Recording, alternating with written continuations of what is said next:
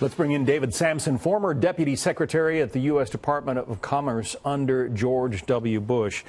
First they had Irma, and now they've got Maria in Puerto Rico. This is a back-to-back nightmare for that island. Well, it really is. And as you heard Steve talk about, one of the major challenges is going to be restoring electricity. It's a challenge in Florida right now. It was after Harvey in Houston. But you can imagine if those states are experiencing exactly what Puerto Rico is, to have a back-to-back hurricane come through. And it's going to be a very challenging situation that's probably going to last for months and not just weeks.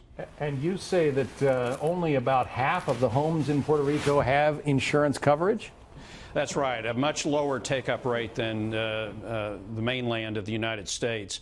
Only about 50% of the homes have insurance for wind damage, and an even smaller number, a fraction of that, would have insurance for flooding. And so that's going to significantly slow down the process of recovery in Puerto Rico. Put it in perspective, we've got 100,000 claims adjusters in Texas right now adjudicating claims. We've got 200,000 adjusters in Florida getting checks back into the hands of people. Both of those areas are heavily insured. It's just going to really significantly slow down the process in Puerto Rico. Well, and Puerto Rico's been in a recession for something like the last 10 years now. It's hard to imagine how they come back from these back-to-back hurricanes, and especially, I mean, right now, the entire island without power, they're saying it could take months to get power back on a very brittle and broken grid.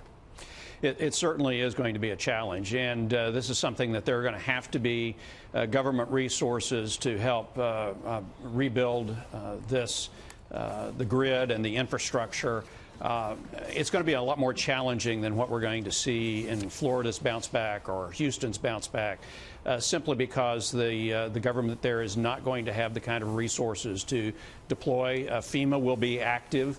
I expect that you're going to see U.S. military ships come to the area to help provide emergency services, as well as we've seen after Irma.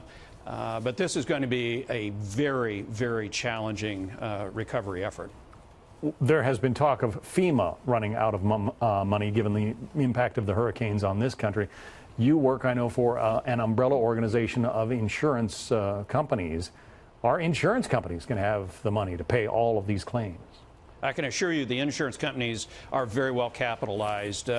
Primary U.S. insurers have about $708 billion in policyholder surplus. That means that's the amount of money able to be used to pay these claims. Right now, we're expecting Harvey and Irma combined to total about $85 billion at the top end. So there's plenty of insurance money in reserves out there to be able to pay these claims in the U.S. The global reinsurance capital stands at about $600 million. So this will not be a crisis event for insurers. We are well prepared to pay the claims that we're going to experience out of these hurricanes. Yeah, good to hear, despite all of the misery out there, that there is money to help all of these millions of people recover. David Sampson is President and CEO of the Property Casualty Insurers Association of America. Thank you, sir, for being with us today. Thanks, John.